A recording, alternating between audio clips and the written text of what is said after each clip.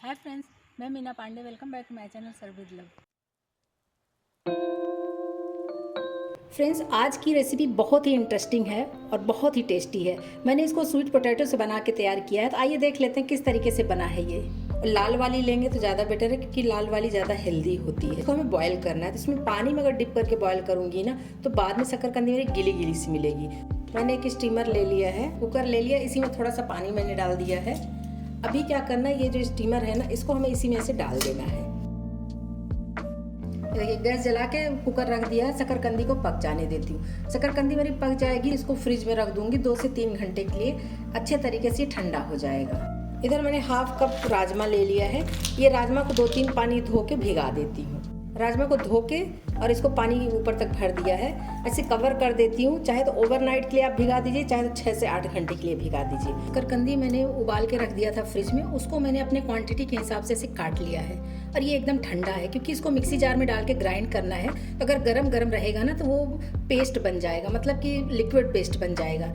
इसको मैंने छील के जितना मुझे चाहिए मैंने इस तरीके से नाइफ से कट कर लिया है। और जो राजमा मैंने भिगा दिया था ना, वो राजमा को 8 घंटे भिगा के उसके बाद मैंने पानी डाल के उबाल लिया। अभी ये जो राजमा है ना, राजमा भी ठंडा हो गया है।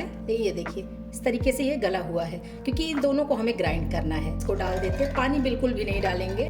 इसी में ये शकरकंदी जो काट लिया ना, इसको डाल देती हूँ। इसको हमें ग्राइंड कर लेना है। ये देखिए, अभी इसको मैंने ग्राइंड कर लिया है। ये बहुत अच्छा पेस्ट तो नहीं बना है, लेकिन अच्छे तरीके से मिक्स हो रहा है। इधर मैंने एक बड़ा सा बीट रूट कट कर लिया है, इसको डाल देती हूँ। तो बीट रूट में हल्का सा पानी जो मॉइस्चर होता है ना, उसके वजह से भी ग्राइंड हो जाएगा। एक बीट रूट ये ग्रेट करके डाल दी हूँ, क्योंकि अगर नाइफ से कट करके डालेंगे तो कहीं पीसेस पीसेस रह जाएंगे। इसकी वजह से अगर ग्रेट करके डालेंगे ना तो अच्छे तरीके से मिक्स हो जाएगा और बीट रूट का कलर भी बहुत अच्छा आएगा हमारे नाश्ते में।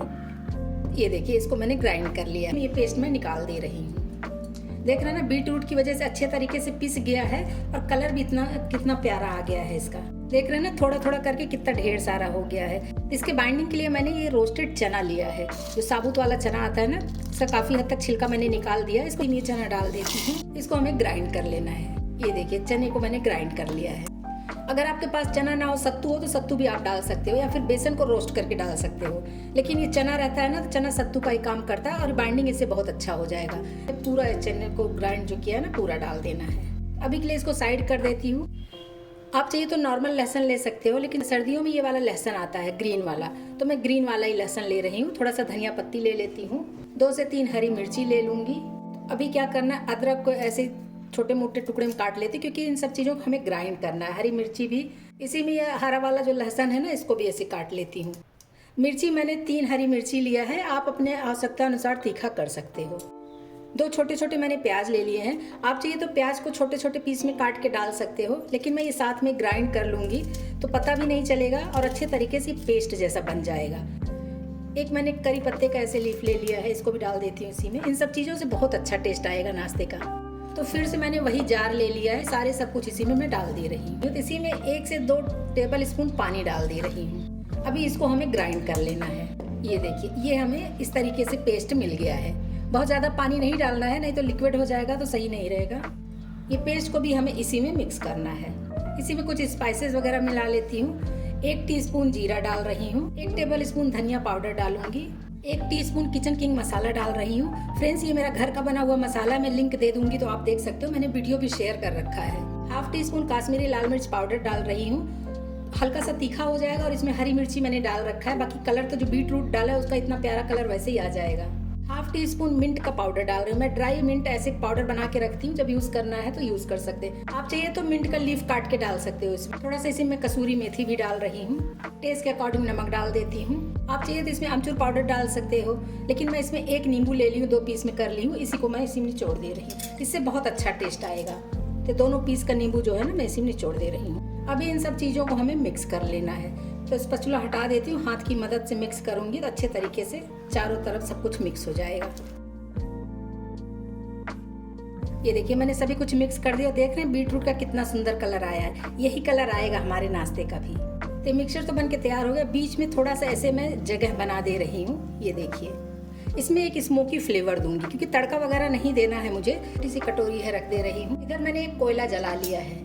ये देखिए, तले पे मैं थोड़ा सा घी डाल रही हूँ। इससे जो धुआं निकलेगा ना, उससे बहुत अच्छा स्मोकी फ्लेवर आ जाएगा। धुआं निकलने लगा है, अभी इसको ऐसे मैं कवर कर देती हूँ। कवर करके इसको मैं साइड में छोड़ देती हूँ। तब तक एक टेस्टी सी चटनी बना लेती हूँ इस नाश्ते के साथ खाने के लिए। चटनी बनाने के लिए मैंने 2 हरी मिर्ची ले लिया है, धनिया ले लिया है, और वही ग्रीन वाला जो लहसुन था ना उसको ले लिया है, अदरक ले लिया है, करी पत्ता ले लिया, इसको भी उसी चटनी में मैं डालूंगी। फ्रेंड्स, आज की जो चटनी बन रही है ना बहुत ही स्पेशल है, बहुत ही हेल्दी चटनी बन के तैयार होगी। उसके लिए मैंने अखरोट लिया है, देख रहे हैं ना, 5 से 7 आप अखरोट ले सकते हो। 5 से 7 मैंने काजू भी ले लिया है, 4 पीस मैंने बादाम ले लिया है, 8-10 दाने मैंने मूंगफली के ले लिए हैं। मिक्सी जार वही ले लिया जिसमें अभी मैंने मसाले पीस लिए थे ना, ये सभी कुछ इसी में हमें डाल देना है। इसी में हाफ नींबू निचोड़ रही हूँ, आप चाहिए तो दही भी डाल सकते हो। हाफ टी-स्पून जीरा डाल रही हूँ, टेस्ट के अकॉर्डिंग नमक डाल देती हूँ। थोड़े से मिंट ले लिया जो कि मेरे गमले में ही लगा हुआ है, तो वहीं से ले लिया मैंने। चटनी में आवश्यकता अनुसार पानी डाल के इसको मैं ग्राइंड कर लेती हूँ। ये देखिए शानदार सी चटनी मेरी बनके तैयार हो गई। तो चटनी एक बाउल में निकाल लेती हूँ।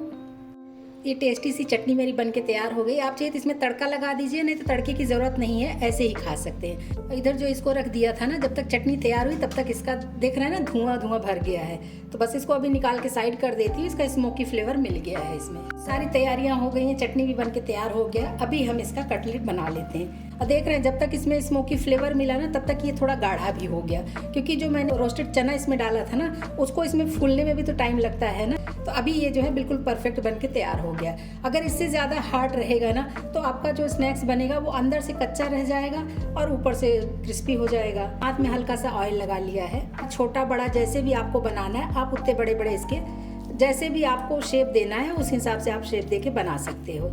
लेकिन मैं इसको आपको दिखाती हूँ, मैं बस ऐसे गोला गोला सा ही बनाऊंगी, जैसे कटलेट होता है या टिक्की होती है ना, इसी शेप में बनाऊंगी। तो मैंने एक फ्राइंग पैन ले लिया है, इसी में मैं 2 टेबल स्पून घी डाल रही हूँ। घी डाल के पूरे पैन में फैला दे रही हूँ। घी में बहुत अच्छा टेस्ट आएगा, इसलिए मैं घी ही यूज़ कर रही हूँ। जो ये टिक्की बना ली हूँ ना, बस इसको ऐसे घी में हमें डाल देना है। ये देखिए 5 पीस मैंने डाल दिया है और पैन को इस तरीके से कर दूंगी ना, थोड़े से घी में बन के तैयार हो जाएगा। चारों तरफ घी लगेगा, बहुत अच्छे से ये बन के तैयार होगा।